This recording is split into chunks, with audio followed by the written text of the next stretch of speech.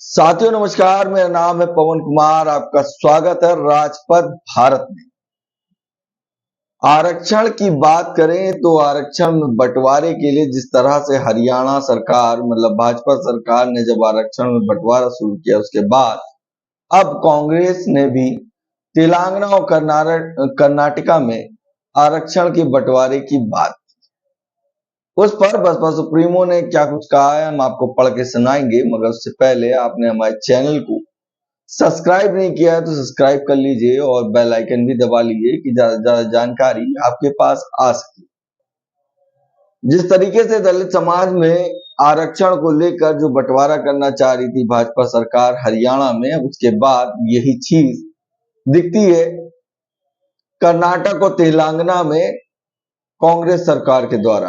वो पहल इनके द्वारा भी चालू हो गई है, जिसके बारे में बसपा सुप्रीमो ने ट्वीट किया है और क्या कुछ कहा है, क्या एक संदेश दिया बहुजन समाज को, ये हम आपको पढ़कर सुनाते हैं।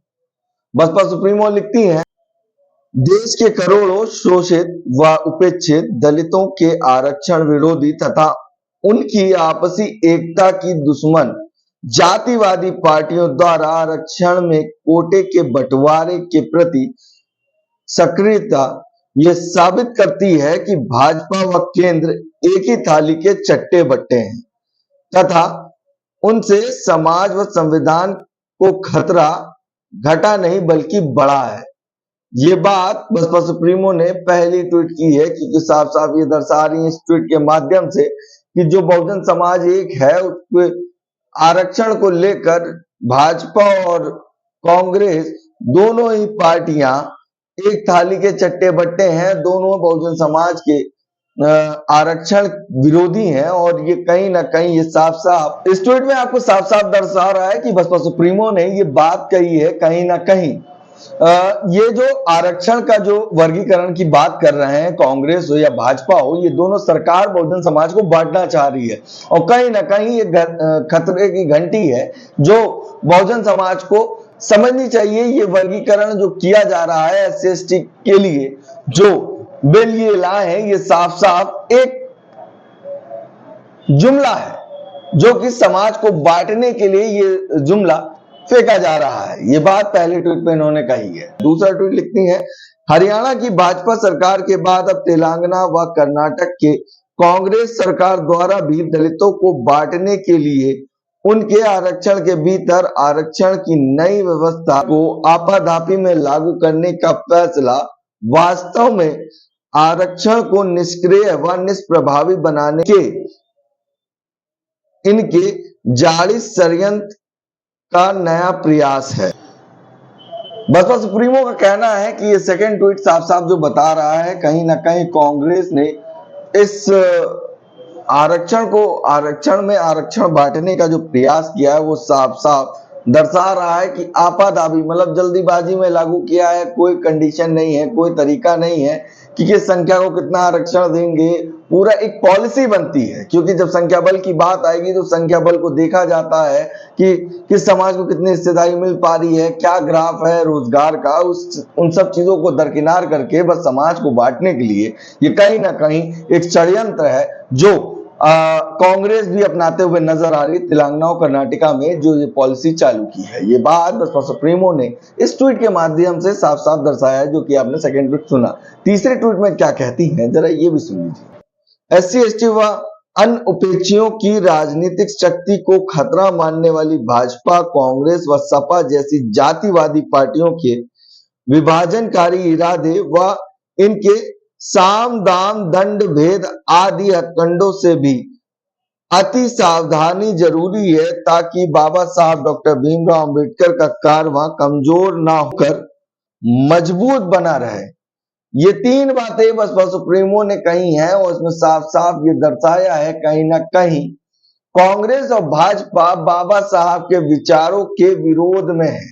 जिस तरीके से बाबा साहब ने बहुजन समाज बनाया था SC/ST OBC, उसको बांटने की कोशिश ये काम भाजपा सरकार कर रही कि SC/ST से विच्छेद कर दो और सभी अपनी सामाजिक लड़ाई लड़े और ये आपसी बंटवारा आए, आपसी भाईचारा खत्म हो।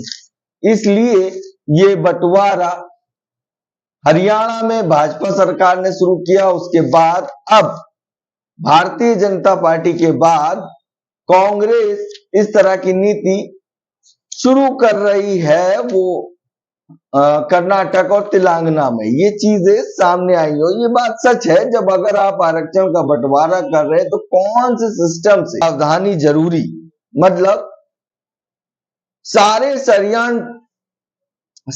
षड्यंत्र अपना कर कहीं ना कहीं बहुजन समाज को बांटने का काम कर रही है। केंद्र में बैठी भाजपा सरकार, दूसरा विपक्ष में बैठी कांग्रेस और उनके साथी समाजवादी पार्टी कहीं ना कहीं लोगों में विभाजन करना चाह रही कि ये लोग आपसी भाईचारा छोड़कर एक दूसरे के साथ ना होकर एक बहुजन बल ना बनाकर ये लोग आपस में बट जाएं।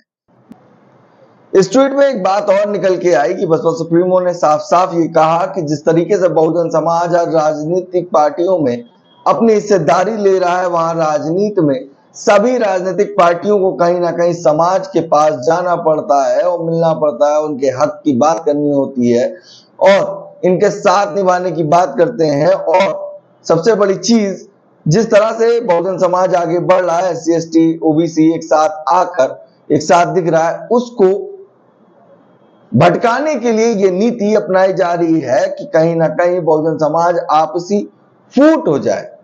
जब फूट होगी तो इजीली आसान होगा लोगों को बांटना और उनको असल मुद्दे छोड़कर उनको आपसी भाईचारे की लड़ाई लड़वाई जा सके, जिसका फायदा इन विरोधी पार्टियों को मिल सके। ये बात बसपा सुप्रीमो कहती हैं, कहीं ना कहीं सपा, भाजपा और कांग्रेस पर ये तंज कसते हुए ये बात कहती हुई दिखती हैं।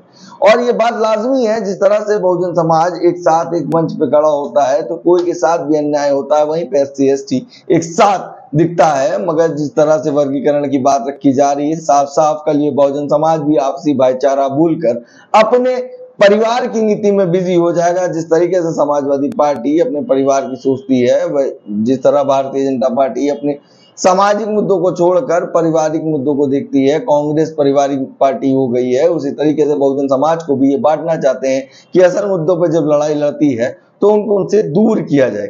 ये सोची समझी साजिश है, जिससे बहुजन समाज को होशियार रहना चाहिए। ये बात बसपा सुप्रीमो ने इस ट्वीट के माध्यम से दर्शाया है और एक्स पर जो पोस्ट किया ये साफ साफ बता रहा है कि बहुजन समाज पार्टी की मुखिया बसपा सुप्रीमो मायावती कहीं ना कहीं बहुजन समाज को बंटने नहीं देना चाहती हैं। मगर ये बात, ये सवाल बैठी केंद्र में भाजपा सरकार से करती हैं और कहीं ना कहीं कांग्रेस सरकार से ये सवाल कर रही हैं कि अगर वर्गीकरण में लोगों को आप आरक्षण बांटना चाह रहे हैं तो किस पॉलिसी के थ्रू ये आप आरक्षण देंगे।